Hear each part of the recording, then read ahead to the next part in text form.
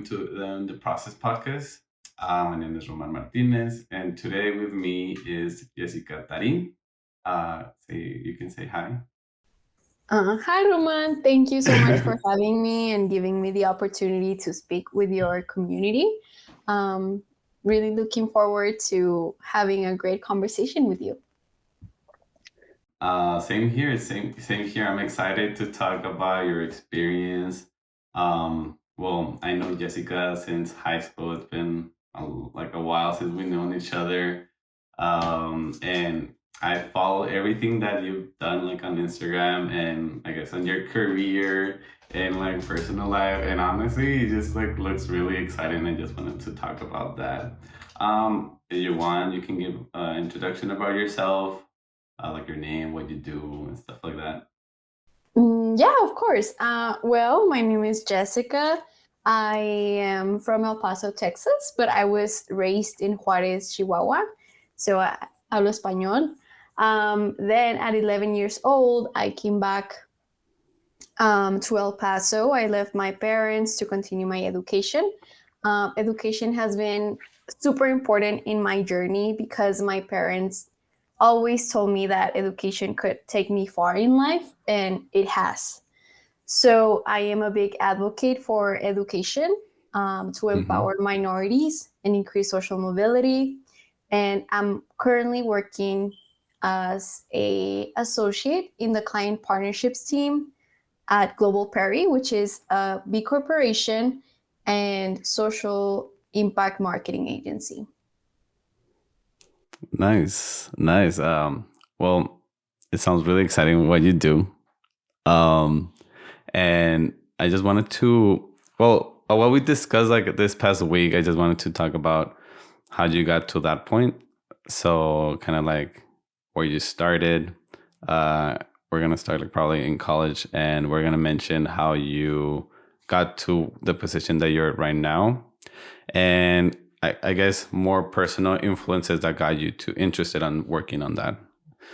Okay. So, okay. So, well, let's start with college. Like, where did you go to college? I went to New Mexico State University in Las Cruces, New Okay. Mexico. Okay, nice. And what were you studying at that time? Um, I majored in, okay, so I first started in digital filmmaking, but I Uh, ended up switching to journalism and media mm-hmm, studies because one of my biggest hobbies is creating videos. So I thought mm-hmm. that digital filmmaking was going to be the right career for me, but I ended up Okay. falling in love with journalism and advertising. Okay, nice, nice. And what was the thing that really caught your eye, like under journalism and advertising? Well, one of the first things was that I couldn't like how could I say it? One of the things that I really liked about advertising was that you could use creativity and make Mm-hmm. people do something. And for me, advertising or psychology and colors and all those things are very powerful to trigger behavioral change and make people do Mm-hmm. something. So I wanted to use advertising and those skills to make people do something positive. Okay, cool. And so, yeah, so like with that you're mentioning, and what I've seen your content in like I guess TikTok and on Instagram, it looks like yeah, like you're using trying to move people in a positive way, and like your film production and like advertising like go hand in hand to like push people, like I guess to push themselves more and be like more inspirational and motivational, which I think it's really amazing. And I guess I find it really amazing just because like it relates with why I created like the podcast as well, just because it just like trying to make people do stuff or like do what they want to do without thinking so much about it. But that's pretty cool. That's pretty cool. I didn't know that that's the reason that you jumped to that like career path. Mm-hmm. um and so like during your years in NMSU, like what did you do? Any big projects that you want to like mention that influence on what you were doing, or what made you take your, like, I guess, the stepping stones to where you are right now? Hmm.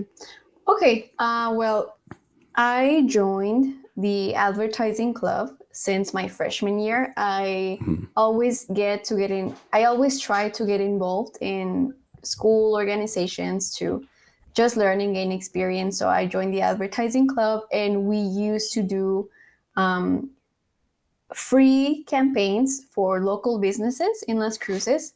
So it Mhm. was like real experience. And at the same time, whenever we presented the final campaign to the client, if Mhm. they wanted to give us any donations, then we would use that money to compete in like national competitions.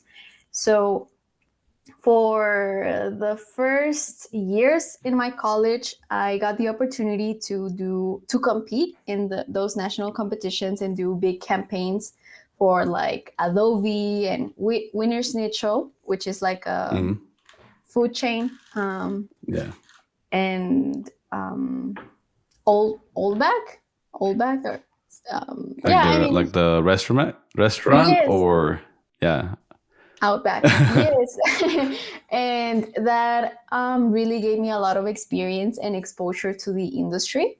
The Hmm. second thing was having a mentor. So Okay. I always tried to communicate with one of my professors, Dr. Chung. He's like my dad Hmm. now.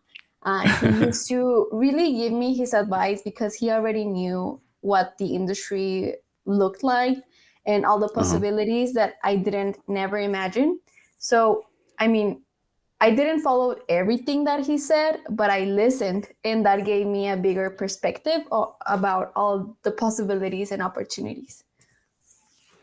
Okay, cool. Nice, nice. So I guess what you got from that, you got like a mentor and the experience, I guess, in the industry to know what like influence what you wanted to do. Yeah, and one of the big advice that I can give to anyone is to try, since like the sooner you try anything that you Hmm. want, you will know if that's the right thing for you. So gaining experience in that advertising club gave me the opportunity to realize that it was something that I wanted to do. And Hmm. with my mentor, it's always great to have someone supporting you and giving Hmm. you a different perspective. Okay, cool. And how important do you think is having a mentor when you're trying to like find something like that? Oh, super, super important. Really, I I think, or even if it's not your mentor, if it's someone that knows how the industry works, Yeah. or someone that you really look up to, your Hmm. role model, or someone that inspires you, they will give you um, a lot of advice and suggestions. So that's Okay. gonna help you a lot. Okay. Okay. Sounds good, because you're not the first one to tell me about mentors. Like I hear that constantly, and like who did I talk, like somebody that I talked to recently like mentioned about mentors, because like I guess because going in like without knowing anything, just having somebody like not holding your hand but kind of like guide you, Yeah. it's way better than just, learning everything from like scratch. That's right. Okay, cool. Okay, so and then how technical, and this is just a question on what you did like during your college career. How technical did you get, like, I guess, under journalism or like video production, to like pick that up, like, as I know it was like a hobby of yours. Were you interested on learning technicality, or just like theory stuff like that? Mm, well, about the technical, I think I started my career since I was in high school. with Yeah. Miss Rivera in her video production class, Yeah. um, because she really gave all of us, I mean, her students, the opportunity to learn how to edit videos using really, mm, I mean, good video editing softwares. So that was Yeah. my first exposure to like the technical side of doing video production and everything. But in Yeah. my career, it was more about um, developing my creative side and Hmm. developing a lot of campaigns. Um, yeah. So my focuses are advertising and public relations. So it's a lot of writing and psychology and creativity. And now that you're talking about, I wanted to touch on the part of creativity. Was it a struggle kind of like develop that creative part of it and apply it to your career? Did you like struggle on, I don't know, like find like figuring out something creative and like apply it? Like, was it difficult? What did you, were you like, oh no, I got this? Like, I'm a really creative person. Like, I know what I'm doing. Mm, okay. Whenever I have an idea, no Yeah. one can take it off my head. So Okay. even if they tell me no, it's not gonna work, I try it. I try it by myself, and Uh, because that's the way I communicate myself. And if they like it, good. If they don't, good. I mean, it's about like trying and trying and like failing and trying something new once again. yeah. And one of the things that I wanted to tell you about the technicality Uh-huh. was that when I it was my junior year, um, Mm-hmm. I wanted to do a student exchange program in South Korea, Yeah. and my mentor, he is Korean, so he recommended me to go to Korea, and I Yeah. was like, okay, I'm gonna go there for the adventure and everything. But another reason was because Korea is very innovative and advanced, so they were Mm-hmm. using technology to create something super creative and innovative. So Yeah. I wanted to learn how to use codes to translate a creative message or create a Mm-hmm. story. So that was my first exposure where I learned how to code and Okay. program things in order to deliver a message creatively. Okay. Okay. Cool. So it just like breaking down what you were telling me, I guess you didn't struggle so much creatively. It just probably figuring out how to deliver it what you have like in your mind. But like I mean, it seems like you like you know what you want creatively. It's just figuring out like what to do to get there. Yeah, and another thing that I struggle honestly Uh. is that sometimes I have so many ideas in my mind, but Mm-hmm. it's sometimes hard to express or communicate all those ideas because sometimes people don't understand. So that's Yeah. why like me and I believe all other creative people have to like do it in order to communicate what they wanted to tell people, you know. No, yeah, yeah. I get what you mean. And with that, like if you're like having trouble communicating, like what would you say? Like just try any means necessary, or what would you say to anybody that's trying to do that? I guess try to say it again and explain them. Uh-huh. One thing that has helped me a lot is using a whiteboard or paper Okay. and then draw it because people tend to understand with visuals and images. Yeah. So, yeah, I mean, if people don't understand what you're saying, just draw it out, do a board, and then communicate your idea again. Okay. Okay. Cool. Okay. So after your junior year, that we would discuss that that part that you want to go like on your junior year to like South Korea, right? Yeah. Okay. Uh, did you go to the like the study program? Yes, I had the opportunity to do my student exchange in South Korea. Oh, okay. Okay, cool. And then, because I'm like I'm touching that topic because we're gonna touch to the like when you went like abroad like after. But okay, after that you came back, how was your senior year? Um, it was that's a great question. I think it was very interesting because I came back with so many ideas, and I had a different perspective about things and life, and a lot Uh-huh. of learnings that I had over there. So I try to share everything that I learned with my community or in my classes, and Uh-huh. and just yeah, share everything that I learned. Okay. Okay. Cool. And did you have like any epiphanies like coming back like during your senior year, like once right before you graduate, that you're like, what am I gonna do with my life? Like, what's gonna happen after this? Um,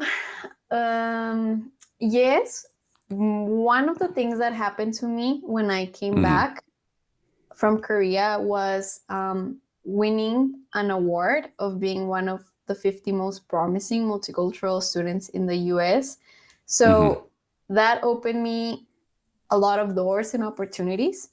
Mm-hmm. Um, and they wanted to like hire me after graduation, but like my God told me that those opportunities were not the best for me because I had Mm-hmm. other interests.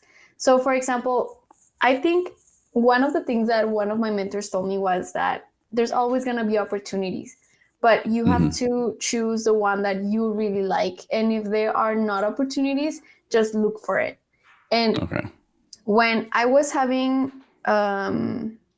a hiring interview with one of the agencies, I told Mm-hmm. them, okay, like honestly, I like arts and technology. This is what I do. This is what I like. This is how I envision myself in the future. And they were like, huh, well, maybe we are not the best fit for you, but Mm-hmm. we know an agency that you may like. And I was like, Mm-hmm. what's the name? Or okay. And they told Uh-huh. me, oh, it's this agency. And I went ahead and searched, and I fell in love with the mission, everything that the agency was doing. And Uh-huh. I connected with the founders on LinkedIn, and I was like, oh, I love everything. I'd love to join. And they offered me an internship, Uh-huh. but I needed to go to Singapore because that creative technology studio was in Singapore. And I was like, fuck, Okay. oh, sorry. No, you're good. You're good. You're good. I needed a way to go to Singapore and be Uh-huh. able to meet all the people working in that creative agency because I mean, I felt super connected. Yeah. So one of the ways in order for me to go was to apply for a master's program. So Okay. after completing my bachelor's degree, I was doing master's program applications, and I applied for a university in Singapore. They accepted me. I applied for the scholarship. They gave it to me. So everything connected for me to go to Singapore. Mm-hmm. Um, it was difficult because it was during COVID times, Yeah. but I mean, everything aligned, and I was able to go there, have experience, and then after finishing my master's, I mean, I came back, and Uh-huh. I started having those thoughts. I didn't know what to do with my life because I mean the agency was in Singapore, and I had other interests now, and Uh-huh. so yeah, it was hard for me when I came back after finishing my master's. Okay. Okay. Wow. That's a lot of to unpack. No, like, cause like, I mean, that's amazing. Cause like, if first of all, having a company tell you like, oh, I don't think like you're a good fit, but we think this company or this like agency is appropriate for you. I mean, that's surprising for a company because they're really competitive. They're like, oh no, like we want you for us or whatever. Mm-hmm. But well, that's in my case under like in as a computer science like major. But I mean, that's amazing. First of all, that they told you, recommended you like to search them, and then what are the odds like that agency being in Singapore? Like I would think like, oh, it's probably here in the U.S. or something, but no, it's like Singapore, completely different scenario for you or like life. But I Mhm. mean, that's amazing. And I think it's a perfect transition to like talking about your master's program. But before we do that, do you have like any experience like during your like under your undergrad that you would like to like say that you learned from it? Like experience working or what type No, like no. I mean, probably like more in the profession, personal like development side, like you learned like your during your undergrad that you want to like share to like who's listening. um I guess one of the things that I learned Mm-hmm. was to speak up in Mm-hmm. classes, ask a lot of questions, become friends with your professors Yeah. because I mean they will give you advice, and at the same time, it's it it's beautiful creating that type of relationship Mm-hmm. in the good way. And then what else? Mm,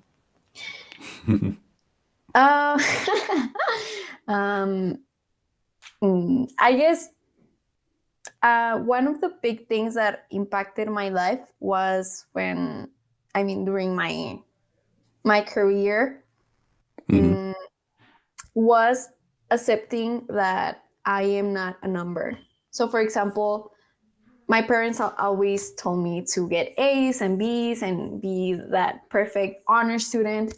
Yeah. But I am not a number. I'm not perfect either. So as Mm-hmm. long as I tried and give it my best, then I will. I mean, that's fine.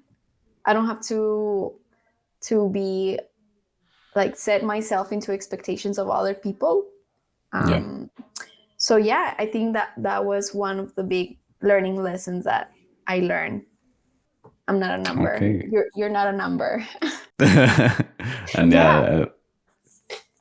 Okay. No. Yeah. Yeah. Go. Go. Can I Go. can I say something? Yeah. Okay, when I was doing my when I was still finishing in my senior year, I was Yeah.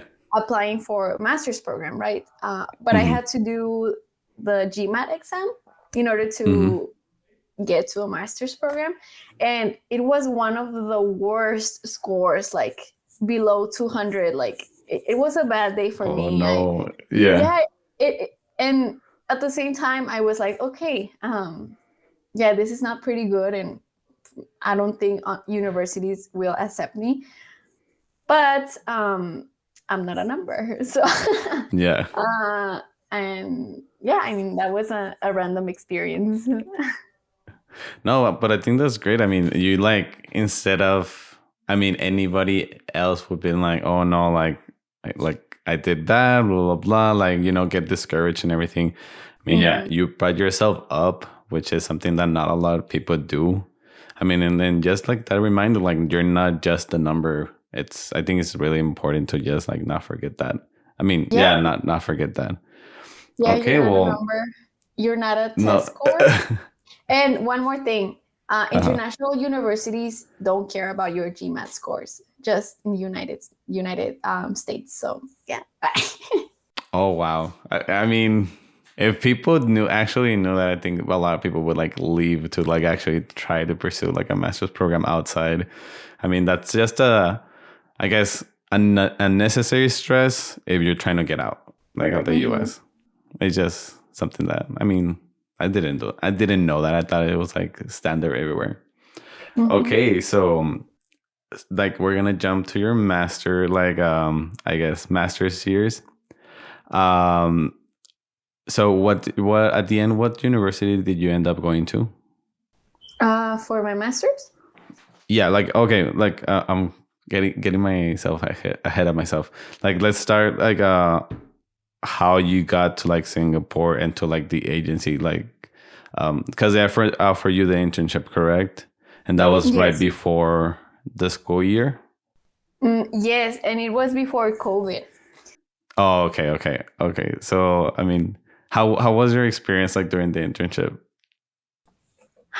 Okay, I'll start by the master's program. Uh huh. Um, well, my master's program, is a master's in science in technopreneurship and innovation, and the Okay. university is called Nanyang Technological University. Mm-hmm. Um, I really wanted to enroll in that program to learn more about entrepreneurship. That's one Mm-hmm. of the other things that I really like, and just technology and innovation, and how could you use those things to create something positive and help people. Mm-hmm. Um, so for one of my projects, a professor told us to work with a local business or local startup in Singapore and just Mm-hmm. help them with their market penetration strategy. And I mean, for free, it was just going to Mm-hmm. be experience. And I was like, I have the perfect agency and business. So I sent an email to the founder Mm-hmm. and I was like, hey, so I'm doing this assignment. Um, it's going to be for free. Do you want to work together? And she told me, yes, let's do it. Yeah. So they saw my work and how like my creativity and ideas and everything, and they were like, Mm-hmm. hey, so do you want to join us? Do you want to they offered me to work for them and help them in a creative technology campaign. Mm-hmm. So yeah. Okay, cool. And that was during your masters, right? Yeah. Yeah. Okay. I don't know. I got a little confused. Okay. And that was like, I guess, your overall project for your masters, or was it like, your starting project only?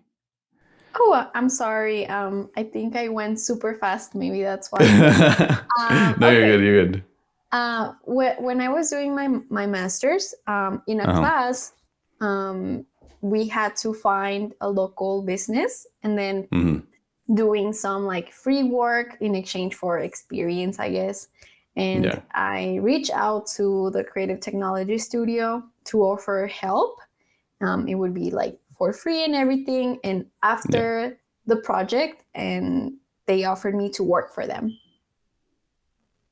Oh, okay. And that creative technology studio is the one that I guess, that you're working right now, or like the one that you're intern at the moment? I used to work with them. So, for Oh, example, okay. I started by help. Oh, that's actually that's one of the pointers that I wanted to give out. If Uh-huh. you're interested in working for a company or an agency or anything, like Yeah. create any type of presentation with your ideas and how they could do this and how they can grow and everything. And Mm-hmm. for example, I had to do that in my project, my school project. And once they Mm-hmm. saw my ideas and the presentation, they really liked it and they offered me the job opportunity. So I started working in the creative technology studio as a strategy officer. Okay. Okay. Nice. Nice. Amazing. And when, like, during your time in that graduate program, going back, was it like a big adjustment from coming from like a United States going to Singapore? Like, how was that for you? Um, it was a big adjustment in the professional side because Uh-huh. I really liked the creative technology studio that I was working in Singapore, and Uh-huh. I couldn't find anything like it when I came back to the US. So it was really hard to find a place, I mean, a job that really interested me, like the other agency in Singapore. Yeah. Um, so that was hard. I struggled to really find something that I liked. And at the same time, I was super tired with everything that was going on with my master's. It was a 1 year master's program, it was very Mm-hmm. intensive. Okay. Um, I also, I mean, I was doing my master's, I started working in the agency, and I started a small business. So Mm-hmm. it was super difficult for me to even get sleep. And when I came Mm-hmm. back, um, I had to learn how to rest, which is Okay. something that it was very difficult for me. Yeah. Okay.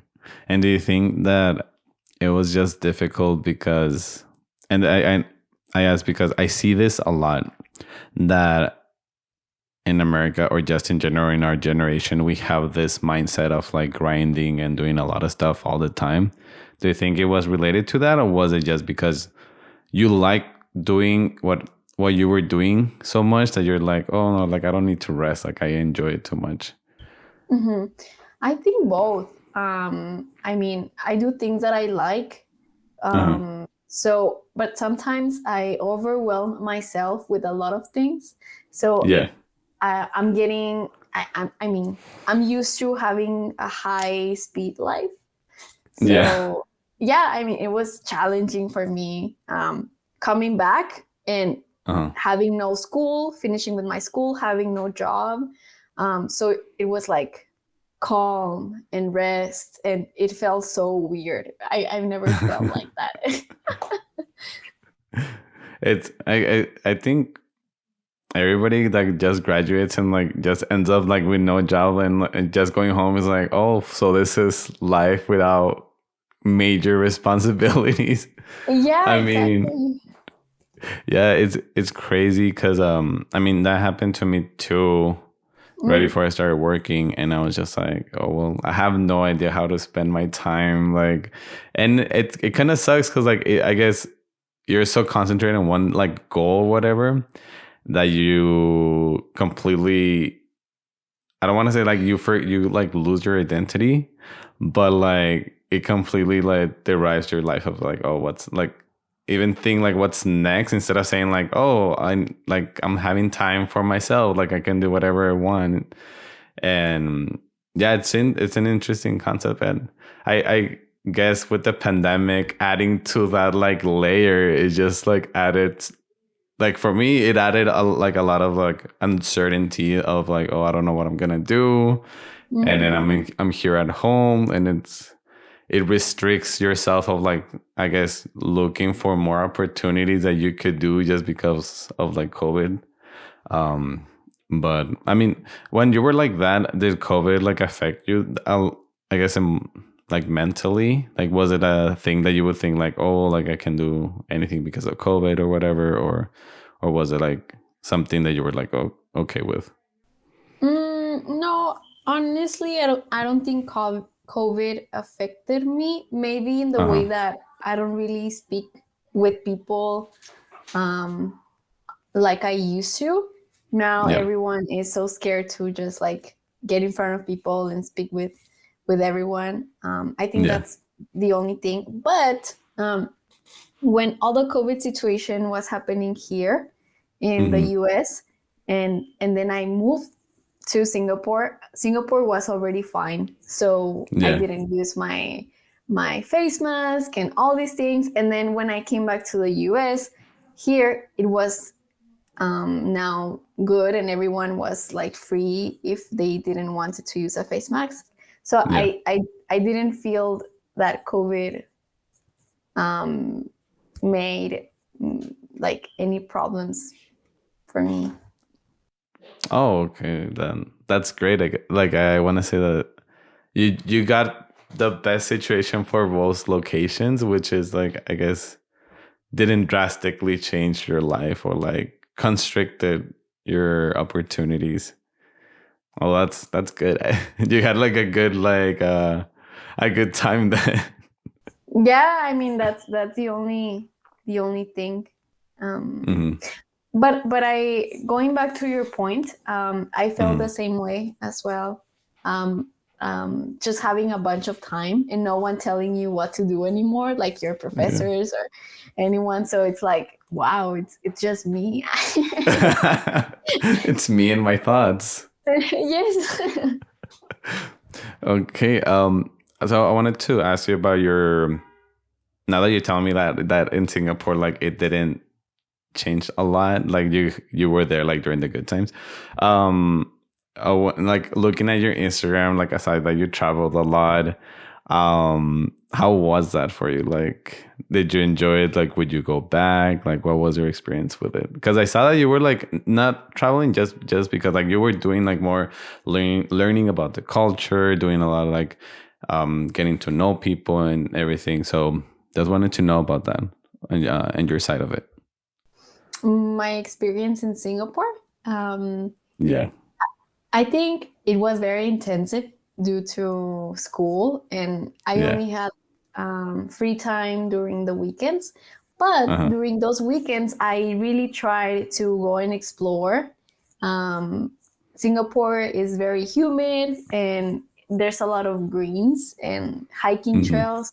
So I tried my best to spend time in nature, speak with people, learn about the food culture, Uh-huh. and most of my classmates from my master's were from China. So I Mm-hmm. learned a lot about their culture, their food. I learned some Chinese as well. Uh-huh. Another thing that I really liked about Singapore is that it's one of the most diverse countries in the world, and you can Mm-hmm. find people from anywhere, and in every like I guess I mean mall, there's food for all types of people and cultures. Everyone Mm-hmm. speaks Chinese and English and Malay, and Mm-hmm. also there's a lot of people from India and they speak Tamil. So it's very rich in culture, and that's Uh-huh. one of the things that I really like about Singapore. Okay, cool. And do you have a like a favorite location that you visited that you just like fell in love with over there? You're gonna make me remember of all the things. Um, I guess. Okay, maybe. mm, I have one spot which is Gardens by the Bay because it's Mm-hmm. super beautiful and it has a lot of flowers. Another spot that I really like was um, it's gonna sound crazy, but I miss the restaurants. Some restaurants there. It's the only thing I miss. The food. So I miss like a vegan Vietnamese restaurant Uh-huh. and a vegan ice cream shop. And those are the Oh. only things that I miss. It's because I'm hungry and it just like sounds really good. No, but like I mean, if you like the if you miss the restaurants, I mean like the food was, amazing. So Yeah. like that says a lot of it. Okay, like and if anybody came to you and told you like, oh, what would you recommend them to do in Singapore or what like to do, just for Mm. reference. Mm. Wow. Mm. I recommend them to go to Macritchie Mm-hmm. Reservoir. It's like this natural park, and you can do what's the name of the boats, and then you mm, Like the like jet skiing. kayaking, Oh, kayaking. kayaking. Okay, Yeah, kayaking. Oh, okay. yeah. You can do kayaking. You can walk. You can run. You can see fish, and it's Mm-hmm. super beautiful. That's one of the best natural things to do in Singapore. The other Uh-huh. one is Gardens by the Bay. Um, Another street that I like is Boogies because Mm-hmm. there's a bunch of like cheap stores, but they sell everything, and there's a bunch of people, a lot of youngsters.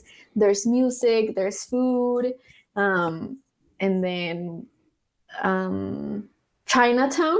It's Okay. also full of Chinese culture if you're interested into learning about different cultures, and also in Little India.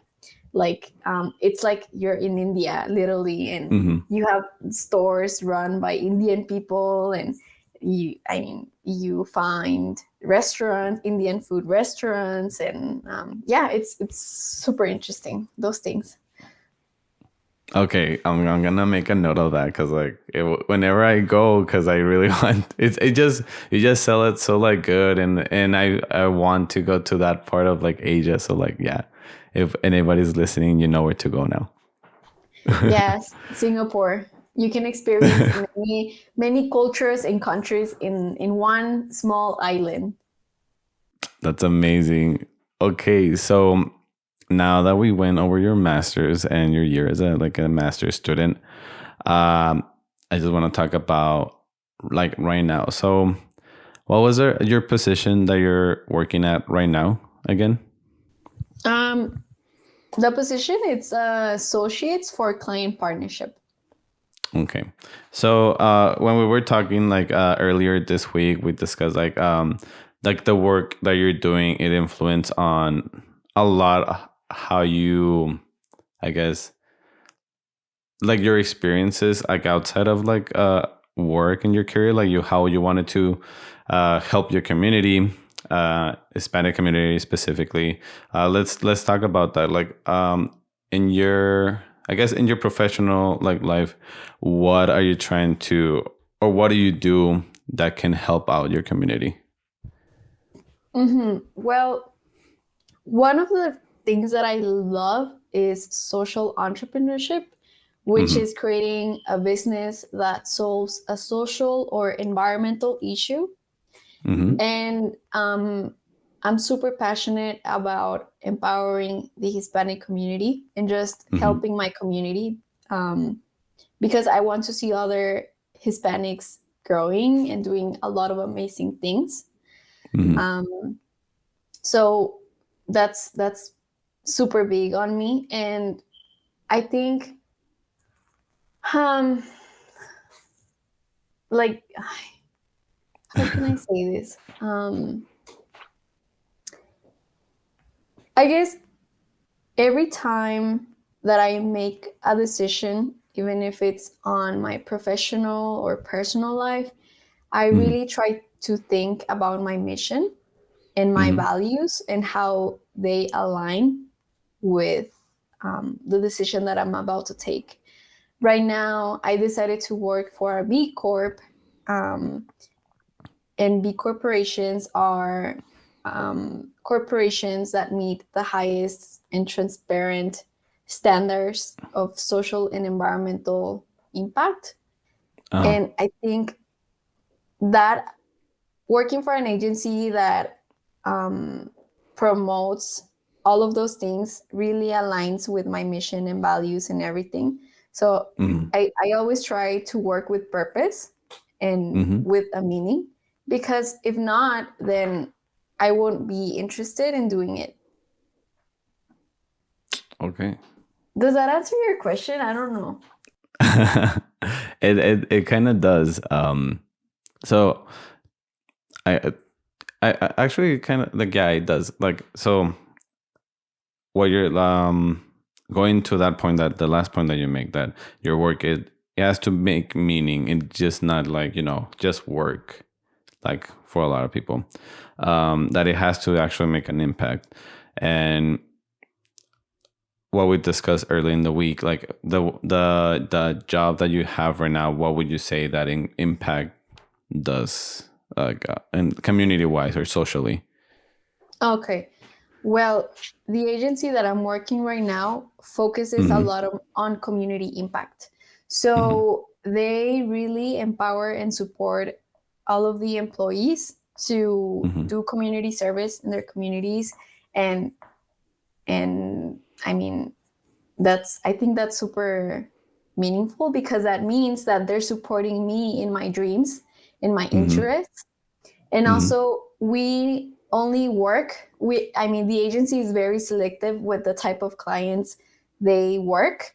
Mm-hmm. They must meet certain criteria in order for us to create any campaigns or like marketing for them. Okay. So I mean, they must be responsible, they must also focus on community impact, Mm-hmm. and how the product or service that we would help them promote makes an impact in people. Okay. So yeah, I mean, right now I'm getting involved with the client it's an electric um, company, and it's super devoted on making an impact in the community.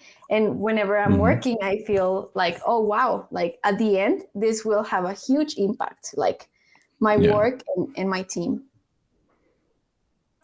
I think that's really amazing because not a lot of people whenever they're looking for a job they do consider or think about the impact that they do, but it's more of like, okay, like not as I guess it's less hands on than what you're doing. For example, like for me, like I guess the impact that I do does help people, but it's not like um I'm like one going back to like I'm not a number. Like I'm one of like a team of 20, and then that team of 20 is like a sub like team of like a bigger team. And I feel like, and tell me and correct me if I'm wrong. I feel like what you do and like the agency, it's smaller, but it actually has more control of how your work actually influence outside of like when it's out there, you know? Mm-hmm. So I Yeah. feel it's just it's great that you do that and you like look for that instead of just like just get your paycheck and that's all. Yes, and honestly, I would recommend everyone who wants to make an impact or I mean work doing something with purpose to look Hmm. out for big corporations. I mean, there's big corporations in all type of industries. So you can Hmm. find in marketing or food or a bunch of things, but just having the opportunity to feel that you're working for a bigger purpose Hmm. is very rewarding and also motivating because I mean Yeah. you're happy to work. Yeah. Instead of just you dread the Monday, like, oh, I don't have to go to work. And Yeah. okay, well, on that note, I wanted to, well, now that we discussed that, I wanted to jump into more of like what you're content creating or creating, that you creating content outside of work. And just wanted to touch on that, talking about how you on your work, like you feel actually contributing and making an impact. What do you do outside of work? Like I've seen your TikToks, but and like your content on Instagram, but like what? Tell us on your words, like what you're trying to do with whatever you're creating. Ah. Well, okay, so I mean, yeah, I finished school and everything, and I have more time. And Hmm. one of my hobbies, like I said, was creating videos. So I think Hmm. TikTok is a great platform to deliver your message and and also get viral and I mean Yeah. spread your word and I mean good positive energy among I mean a bunch of people. So Hmm. I started creating TikToks, and honestly, sometimes it's hard because sometimes I just get just 3 views or maybe 100 or um, Hmm. those things. But I've learned to not discourage myself because like I'm growing, and it's about trying one video and then the next one and then the next one. And also, Hmm. one of the challenges for me is to find my niche because I like so Hmm. many things. I don't know if I should create content about traveling or Yeah. inspirational or quotes and right now I'm in a stage of okay, let's try a bunch of things and see which one works better. And super organizing myself on Sundays to plan my videos and about the things that I would like to talk with my audience. and, Hmm. and I've been trying some videos of sharing the things that I'm learning with them, with my Okay. community, with my followers. For example, I'm reading a book, and if I see something interesting, I try to just share with I mean, creating a video and just post it. Yeah. Hopefully, other people can also learn. And yeah, I mean, educating, entertaining, and inspiring. That's cool. That's cool. Like, I mean, I just feel the passion on your end, like trying to like share and like share what you're learning and like I mean, not just keep it by yourself, like for everybody to like, experience it, or if they're trying to learn what you're learning. I mean, you can be like a shortcut of like learning actual that thing. So I mean, that's amazing. I think that what I've seen on your content, I think it's great for the Thank note. you. Yeah, thank And you. But sorry. no, you go, and then I'll go. Don't worry. I just wanted to share that sometimes it's hard because I doubt myself that, okay, Hmm. maybe this is not gonna bring any value to my viewers, or I mean, people are not gonna see it. But one friend, like 2 or 3 weeks ago, told me it's okay if no one sees it, just share your message. Hmm. And every time that I had those negative thoughts, I just remind that, I mean, just sharing my message, maybe someone will find it helpful. Yeah, someone somewhere will like listen to it and then be like, "Oh, that's so true." Yeah, I mean, it's about, even if you can impact the life of one person, that's enough.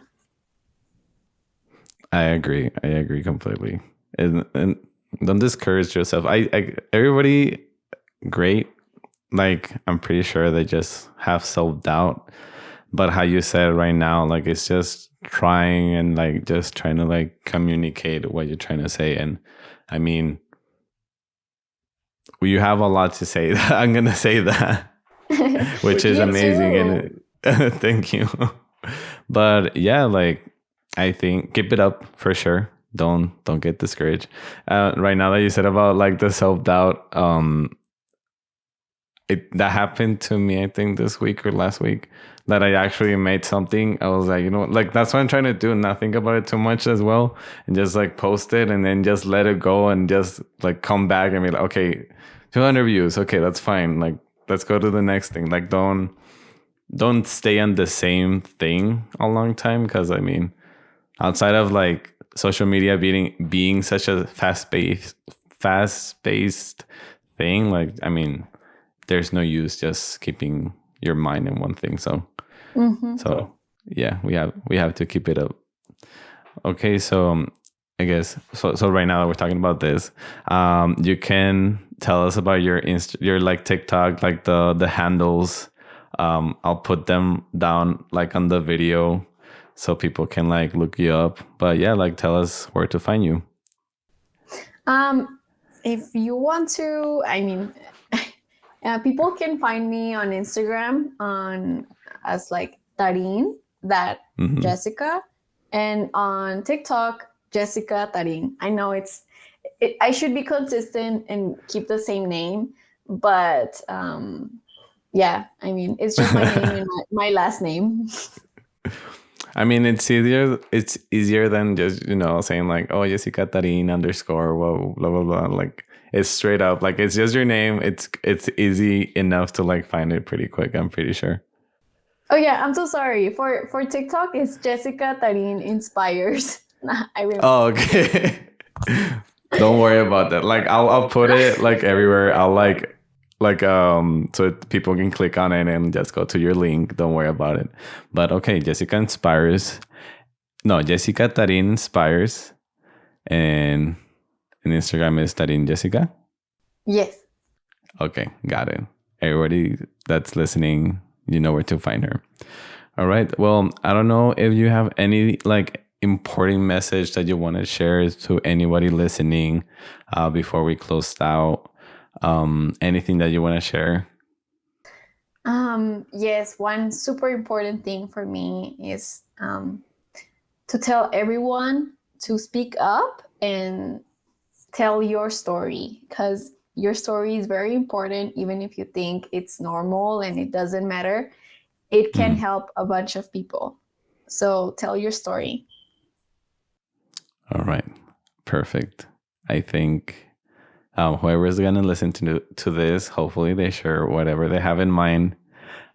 Share your story, guys. Like, no story is ever bad or wrong. I mean, everybody goes through a lot of stuff, and I mean, if you cannot rely on anybody that has gone through it, like who can you rely on? So, Mm-hmm. all right. Sounds good, Jessica. Thank you so much on being on the podcast. I was really happy when you said yes and everything. I was like, okay, yes, let's do this. But yeah, I had a great time. Thank you for sharing your experiences, and well, thank you. No, thank you for giving me the opportunity to speak and share my story. And you're doing great things, and I can see that you are helping people through your podcast. So that's wonderful. Keep doing it. Thank you. I will. I will. I'll try to be more consistent this year. That's my aim for this year, trying to like have more consistent episodes. But all right, guys. Thank you for listening, and I'll see you in the next one.